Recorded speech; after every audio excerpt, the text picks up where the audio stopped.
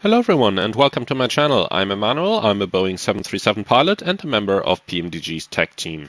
In this video I'm going to show you 3 scenarios that Boeing has designed for pilot training, for pilots to practice the approach to stall recovery maneuver. Please note that my videos are not designed as a training aid for real aviation, so if you're an actual pilot, please refer to your company's documentation and training aids.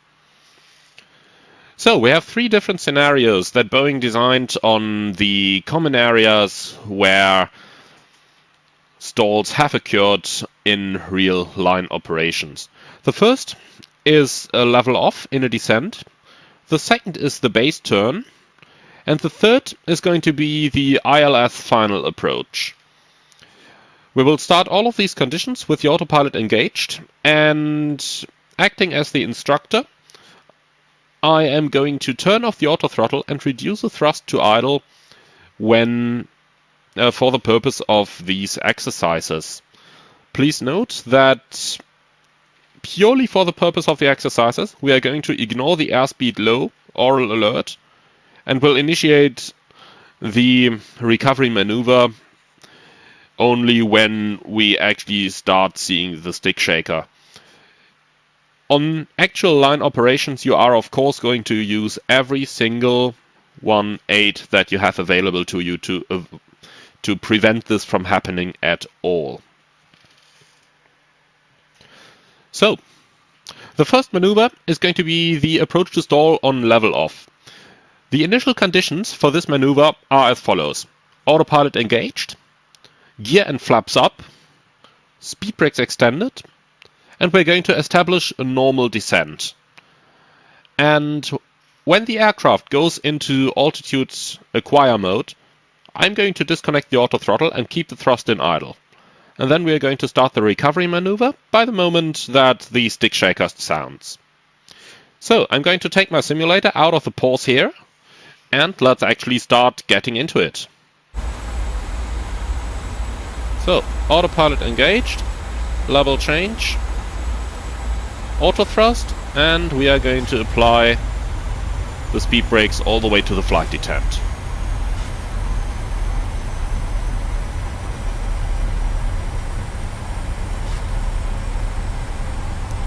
Now we'll let the aircraft establish its descent. We're going all the way down to 4,000 feet. Alright, here we are in altitude acquire. I'm disconnecting the autothrottle and I'll leave the thrust levers in idle. And now let's start seeing this situation develop and see what it's going to turn into.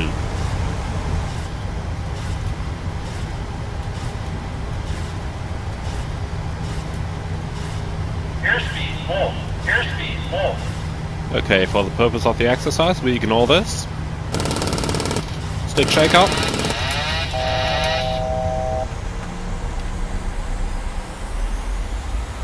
Sink rate. Caution terrain. Caution terrain.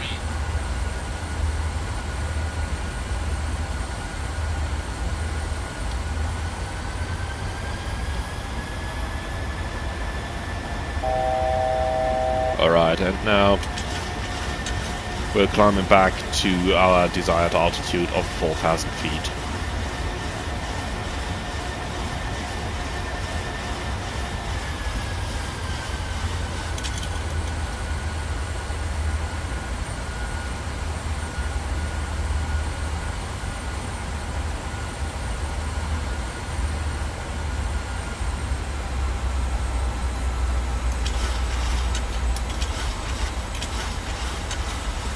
Okay, that's the first exercise.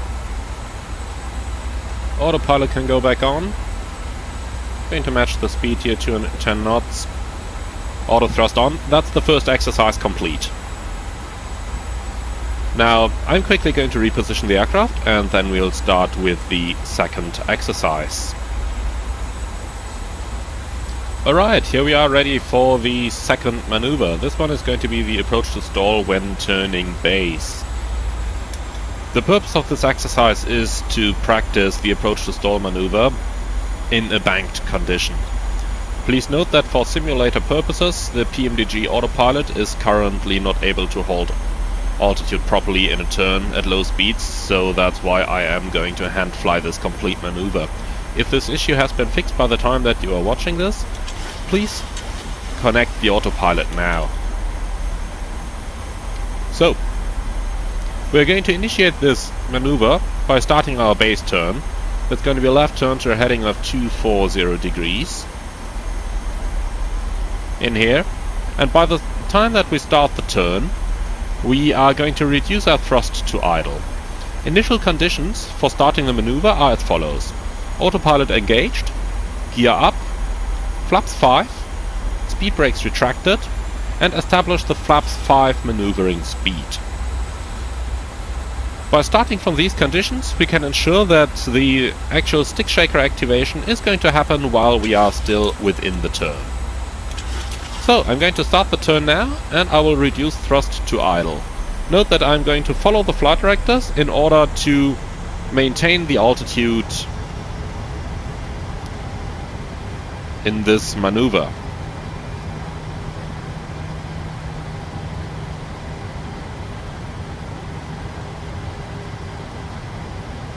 Airspeed full. Airspeed full.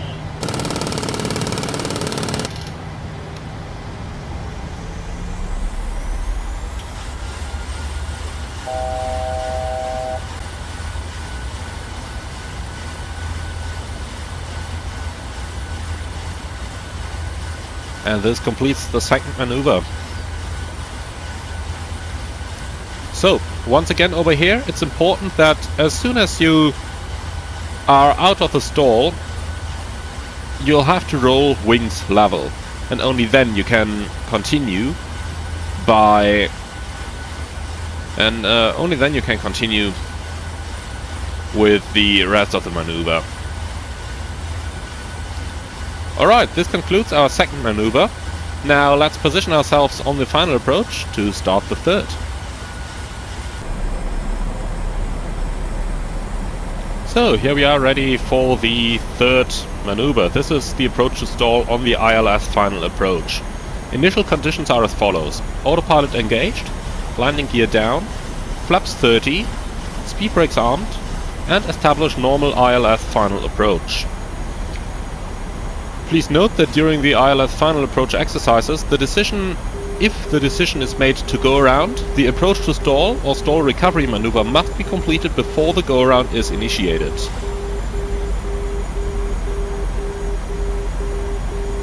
And I'm going to talk a little bit later about the decision what to do after the approach to stall. But let's start our maneuver now. I'm going to disconnect the auto throttle, and we'll start letting the airspeed drop.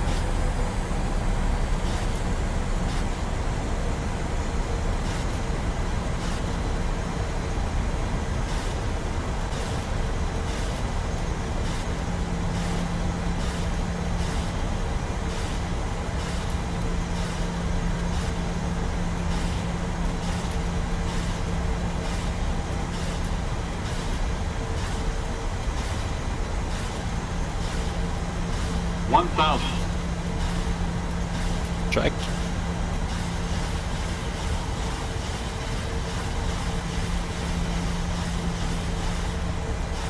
Airspeed full. Airspeed full. Glide slow. Glide slow. Glide slow. Pull up. Pull up. Glide slow. Glide slow. Glide slow. Glide slow.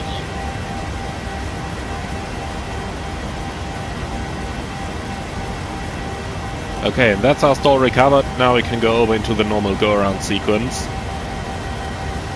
So go-around, flap 15, set go-around thrust. Positive rate, gear up. And from here on follows our normal procedure. So, that concludes the 3 exercises on the approach to stall maneuvers. Now, please try to recreate these on your own computers and see how they are going to behave for you. And just take that opportunity to practice these maneuvers. I'm not just a pilot, but I'm also a VATSIM controller, air traffic controller on VATSIM. And you won't believe me how often we still see people stalling their aircraft and not knowing how to recover. I've seen this in pretty much all situations, from en route flights to the approach, to the final approach, to the landing, to the takeoffs. And I tend to say with a bit of certainty that in any online day at the airport where I'm controlling in Frankfurt, the online days last 3 hours, there is at least one pilot crashing his airplane on VATSIM during those 3 hours. So I'm encouraging you to practice these situations and to practice the stall recovery maneuver. Alright, so I promised you that I'm going to talk a little bit about decision making at the end. So here it is. First of all, when is it permitted to clean up and raise the landing gear following a stall? I've briefly covered that already, but this should be done after the stall recovery is complete, so thrust is adjusted as needed, pitch, attitude and desired flight path are established. Also, ground contact should no longer be a factor. Then you can go over into the normal go-around maneuver as I have just shown you. Then the next question is, what's meant by desired flight path is established? Was the flight path that existed prior to the stall or approach to stall a safe flight path? That's a judgment that's fully up to the flight crew. Desired flight path could be, but does not necessarily have to be, the flight path that existed prior to the stall.